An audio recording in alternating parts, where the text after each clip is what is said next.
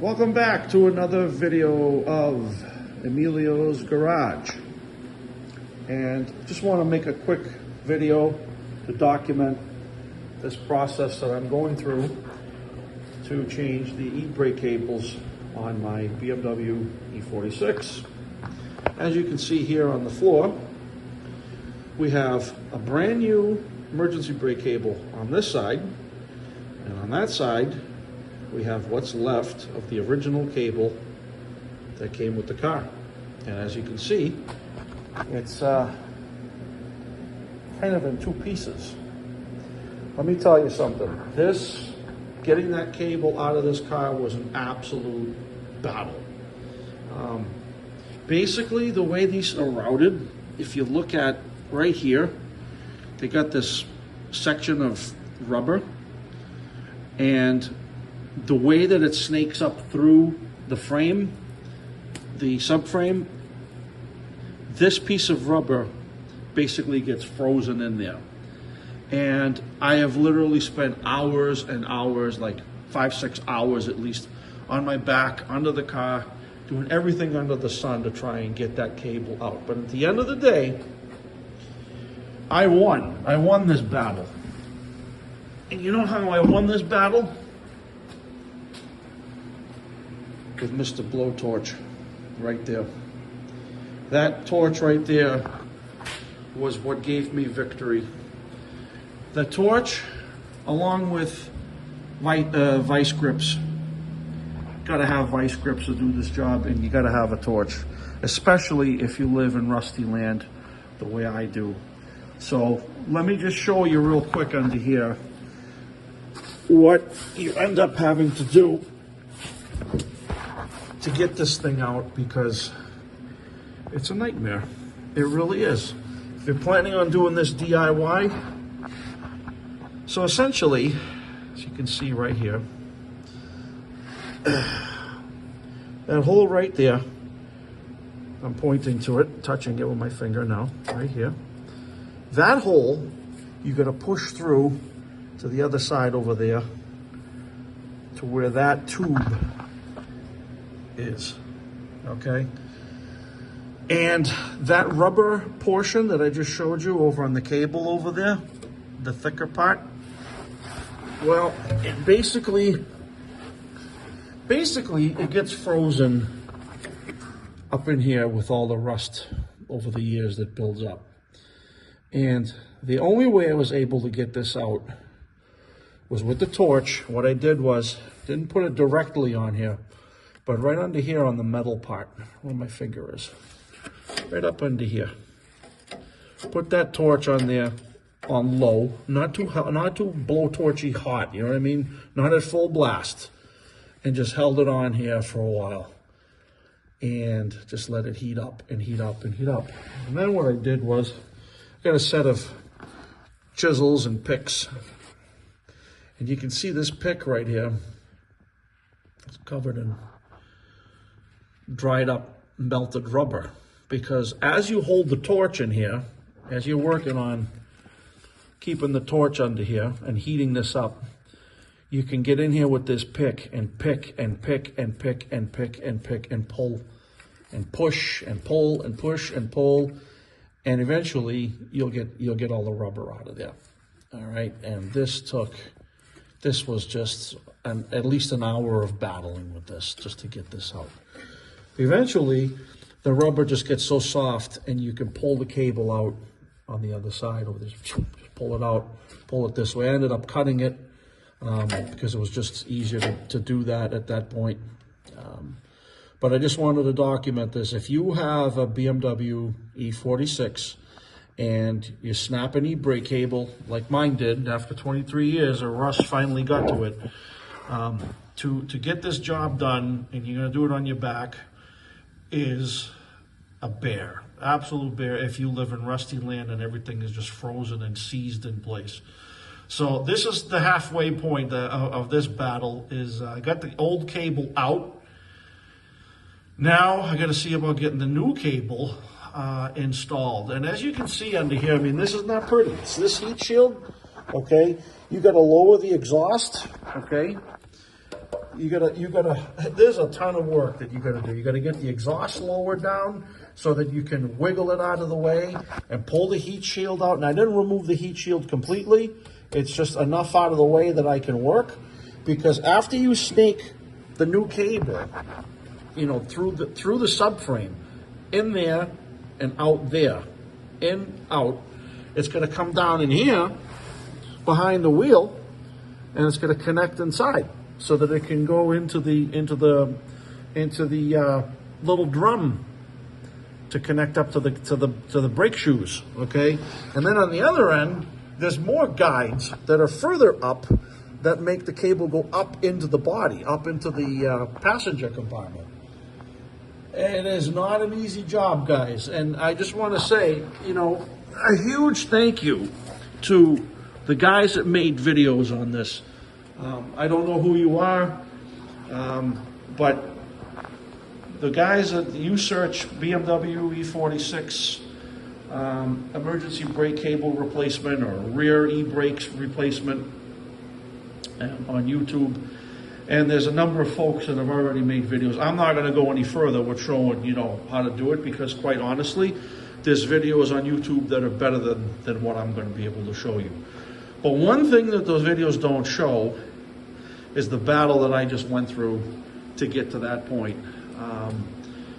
Pulling that cable through the subframe is not an easy task, especially when you don't have a lot of working room. You're not on a lift. You're on your back. I mean, it's not an easy job. You can see I removed the brackets, the support brackets on the exhaust. I had to remove those. Everything's rusted and corroded. 2 bolts broke inside the body. I'm not going to be able to get them out. You know, at this point in time, I mean, the car is, you know, at 23 years, it's never been worked on at this point. So everything's rusted in there pretty good. So if you're going to attempt this job, just get ready. Like I said, you need a torch.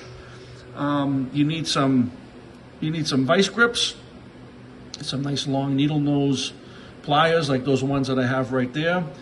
And you need a set of picks and chisels, pry bar, hammer, wire cutters, okay? I mean, you need it all to be able to throw at it. And eventually, though, I was victorious, which I'm pretty happy about. I can't complain. At the end of the day, I won this battle, but it wasn't pretty, as you can see. And I ended up cutting it and pulling on it, and here's what's left of the melted rubber in here. You can see it there. But there you go. It's this piece right here, this rubber section, that is the nightmare that locks up inside the subframe. That's going to really give you a fight to pull it out. The rest of the cable just presses in, you know.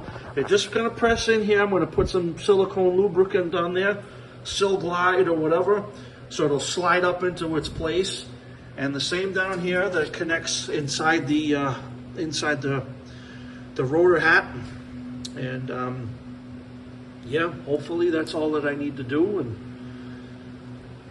that's it. So just wanted to show you, if you've got a BMW e46 like mine, and you want to tackle this job, be prepared, because this is, for me, this is right now, I'm probably at about 12, 13 hours of work into it. And it's like I said, it's not an easy task, especially when you're doing it on your back and, you know, you don't have a lift, you don't have all the tools. At the end of the day, you just need a torch, you need some vice grips and a lot of patience. And eventually, from pulling and pulling and pulling and twisting and pulling, you will get it to come out.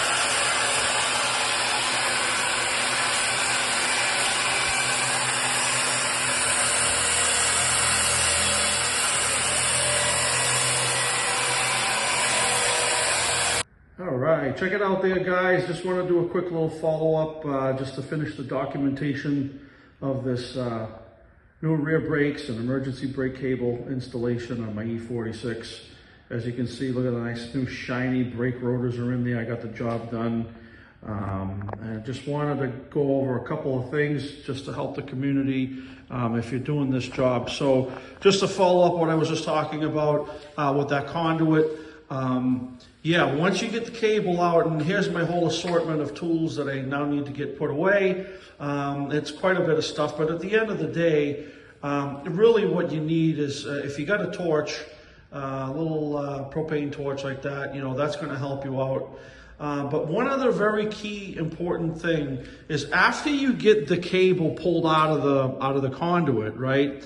The conduit passageway is going to be left full of debris, like rust and dirt and all kinds of stuff. And it's going to make it very difficult to pass that ferrule through. So what I actually ended up doing was, I went over to my local plumbing supply house, believe it or not, and I picked up right here. This is a wire brush, basically. It's a wire brush attachment. They use these. They use these for like cleaning out boilers and stuff like that. You know, it comes like that, and there was a loop on the end of it. What I did was I cut the loop off. I got my grinder and clipped off the end there. And then what I did was I put this guy basically into my drill, into my power drill right here, connected it up, and then basically just used this as like a reamer and just kind of went in there. Now you can see the bristles are pretty well worn down now. Normally they wouldn't look like they wouldn't look like this. This was originally like 3/4 of an inch in diameter, 3/4 or an inch in diameter roughly, and I basically you know, shoved this into that conduit while running it on the drill, and then just kind of working it in and out and in and out through that conduit, in one side and all the way around and out the other side. And once I did that and really cleaned out that passageway, there was rust, there was dirt and debris, and, you know, leftover melted rubber from when I got the old brake line here out. But you got to have that passageway clean, because if you don't, what's going to happen is you're never going to get the ferrule that's on the end of the cable to pass through that conduit. It's just kind of impossible, basically. So this was $16 well spent to get this wire brush. Now this one's basically done. I don't know how much more use I can get out of it, but you know, I ran it first from one side, then went to the other side and ran it in through the other side, you know, back and forth several times. Must have spent about 15-20 minutes just cleaning it out. But once I did that, the new brake line went right in. So there you have it, just a complete kind of the documentation process. The other thing, once you get it all put back together again, you know, you're going to spend a little bit of time on just readjusting the position of the handle, because you got the two cables that come up from underneath. What I did was I started by just having them completely backed off with the nut, the retaining nut, all the way at the very end on both of them. Then I got my brakes adjusted inside the drum with a little star wheel. I got the star wheel adjusted so I had just a little bit of drag on the rotor itself, so I got that situated. And then I came in here and I played with the adjustment screws up here. And I ended up running the screws down almost about an inch. So from the very edge of the cable where it comes out, I ran the head of that screw down about an inch. So there's about an inch of thread sticking out on both sides equally. And now that e-brake works beautifully. It grabs the way it's supposed to grab. And I was able to get the car through state inspection with no problems. So there you go. Just to complete the documenting, hopefully you found this video useful, and the information will help you guys if you're trying to do this on your vintage BMW. So there you go. Thanks a lot for watching, and I'll see you in the next one.